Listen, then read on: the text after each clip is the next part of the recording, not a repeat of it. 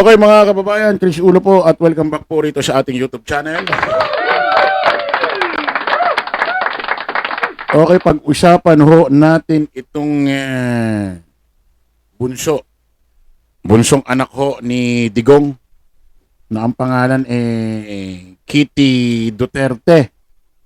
Kamukha ni ano ito, ano? Kamukha ni Kabadoy, ano? Ni Lorraine Badoy, ano? Parehas parang demonyita yung mukha, ano? Parang, pag-usapan ho natin itong si Kitty Duterte kasi mula ho kahapon ho na kung saan nagpakita, nagpamalas ho ng hindi kagandahang ugali. Ano? Siguro normal na siguro sa tao yung siguro, katulad yan, naarestuhin yung tatay niya. Nakikitaan siya ng bigla or ganito, ganyan. Pero yung gagawin niyang mga ginawa niyang pakita doon na tulad kay General Torre, minura ho. Minura niya ho ng PI, si General Torre. Buti na lang wala akong ginawa si General Torre, hindi ho nagpakita ng emosyon. Sabi ko nga, itong Kitty Duterte, kaya lang naman ganito kalakas ang loob magsalita, magmura sa mga pulis, lalo kay Director General Torre, alam niya sa sarili niya, hindi naman siya papatulan eh. Alam niyang hindi papatol sa kanya, kaya malakas ang loob. Pangalawa, pupwedeng nang poprovoke ho ito. Meaning, sasadyain niyang maubos ang pasensya ng mga pulis, especially si General Torre, para pag may ginawang hindi maganda sa kanya, ididemanda niya. Diba? Ganun ang diskarte. Kasi tignan nyo mga kababayan, isipin mo nung minura niya si,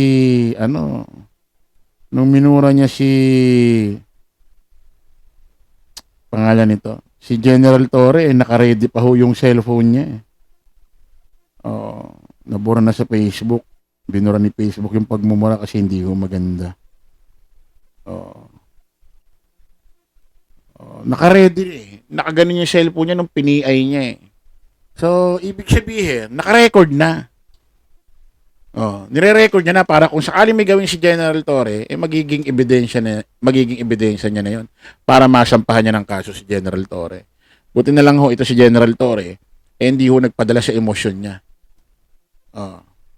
Hindi siya basta-basta nauubusan ng pasensya, hindi siya basta-basta napoprovoke. Okay, mga kababayan, marami hong nagalit sa ginawa hong asal nito ni Kitty Duterte, itong anak bunso ni Digong, sa ginawa niya dyan kay General Torre. Ngayon, itong mga nabwisit sa kanya ng mga netizen,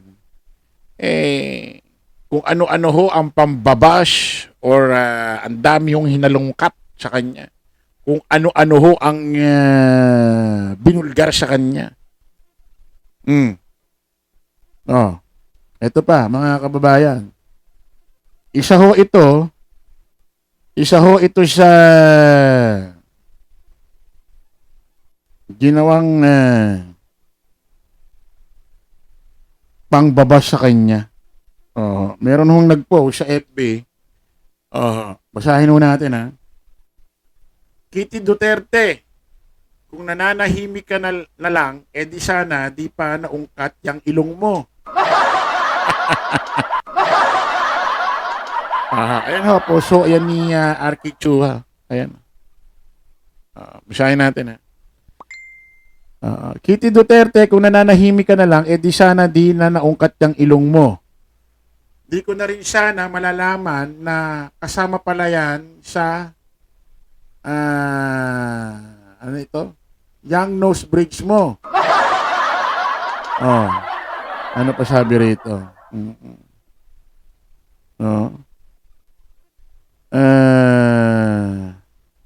Yang mga proyekto ni Kitty Duterte ang tunay na build project kasi pera ng taong bayan ang ginamit. Sinasabi rito yung pinangritoke, pinangpatangos daw ng ilong ni Kitty Duterte, pera daw ng taong bayan.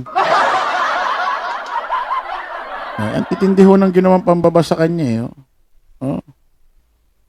Hmm. Oh. Oh, ito ho yung before and after. Oh, ayan ho yung dating mukha ni Kitty Duterte. Oo. Tapos yung after, ayan na ho. May retoke na raw yung ilong. Parang parang sinasabi rito nila na oo. Ayun oh, sabi rito. Filipinos, this is the nose paid by taxpayer money. Oh.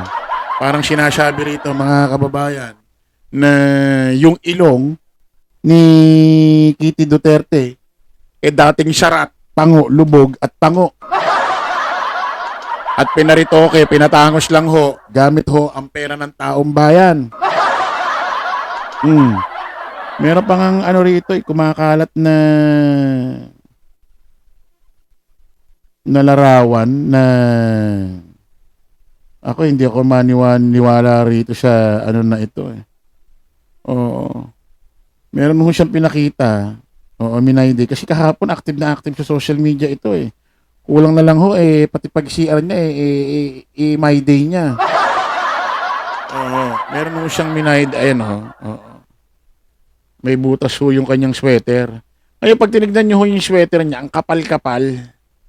Parang pang ginaw talaga, parang pang, alam mo yun? Oo. Ang kapal-kapal na ito, mabubutas ng ganito. Oh. Hindi mo malaman, mamaya baka ginunting lang yan para masiraan yung Philippine National Police. Parang yung nakaraan, meron siya sinabi sa FB, magmula raw binyahe ang tatay niya mula Pilipinas hanggang Netherlands. Putik, sandwich lang daw ang pinakain sa tatay niya. Samantalang, may mga larawan na kung saan si Digong habang bumabiyahe, kumakain. Meron pang ang kanin, napakarami doon sa Tupperware. Oh, so, ano lang ito, naninira. Gumagawa ho ng usap-usapan para makakuha lagi ho ng simpatya sa taong bayan, sa kanilang mga follower. At sila ay maging, sa paningin ng tao, biktimang-biktima na akala mo naman kung ano na nang ginawa sa pamilya niya, sa tatay niya. Ano yung kita, Kitty Duterte? Nasaan ka ba nung mga panahon? Ilang taong ka ba nung panahon na kung saan ginaganap yung war on drugs, extrajudicial killing? May isip ka na ba nun? 2016 to 2018 or 19? Ano ba ginagawa mo nung mga panahon na yun? Ha? Kumbaga, open-minded ka na ba sa mga nangyayari nung panahon na yun? Alam mo ba dahil sa programa ng tatay mo, libo-libo ang namatay. Libo-libo ang namatay na mga walang kasalanan at may mga minor de edad, maraming minor de edad na namatay. Tinamnan ng droga, pinatay na lang basta-basta, tulad nung Kian de los Santos, na kung saan bumibili lang ng yelo dahil dinner nila, lumabas, dinakma agad ng pulis, walang warrant. Tapos tinamnan ng droga, pinatay na. Para magka-reward. Kasi may reward nga bawat tumba eh. Alam mo ba yan? Ha? Para sabihin nyo na, sasabihin nyo, may batas pa ba? Umiiral pa ba ang batas? Porkita na resto lang ang tatay nyo, wala nang batas sa Pilipinas? Ano yun? Para bang ang nangyayari, ang basihan, kung ang batas umiiral pa, yung pagtrato sa tatay mo. Ha? Nung nagkaroon ba ng war on drugs, extrajudicial killing, natanong nyo ba sa sarili nyo yan? Kung may batas pa sa Pilipinas? Kung ano man nangyayari sa tatay mo, kung piling sinasabi nyo, biktima ang tatay nyo, biktima nga siya, tama. Biktima ng sarili niyang krimen.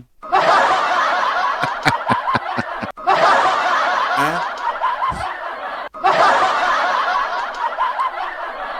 Buti nga yung tatay mo, mararating pa yung ganyang edad eh. Buti nga yung tatay mo makakukulong, di mararamdaman yung totoong kulungan ng presyo dahil maganda pa rin pagkukulungan. Isipin mo, lilitisin pa sa isang magandang bansa. Netherlands. Oh. Samantalang yung mga pangkaraniwang presyo rito, tulad ng presyo ni Juan de la Cruz, tulad ng mga namatay sa war on drugs, extrajudicial killing, narating na ba yung edad ng tatay mo? Buti nga yung tatay mo, lilitisin ba eh. Mayroon siyang panahon, karapatan para maipagtanggol niya sarili niya. Eh yung mga biktima sa war on drugs, extrajudicial killing, nagkaroon ba sila ng time para ipagtanggol ang sarili nila? Mukha lang kawawa ang tatay mo sa ibang paningin ng tao dahil sikat, tanyag. Pero kung pagaganahin mo ang utak mo, mas kawawa yung mga batang yon dahil napakaigsi lang ng buhay ng binuhay nila rito sa mundo at nakuha pa yung buhay nila, namatay pa sila sa hindi magandang pamamaraan dahil sa programa ng tatay mo. Kaya huwag kang magpiling may utak dyan. Gumimik ka na lang ng gumimik sa mga bar. Huwag ka na makialam dito. Wala kang alam dito. Tanga ka dito. Okay, maraming salamat po mga kababayan. Kita-kita ulit tayo sa panibagong live, panibagong vlog. Pala po pasamantalangin yung lingkod Dos Crisulo. Lagi natin tatandaan, don't follow the majority. Follow the right way. Maraming salamat. Kita-kits po tayo ulit. Bye-bye.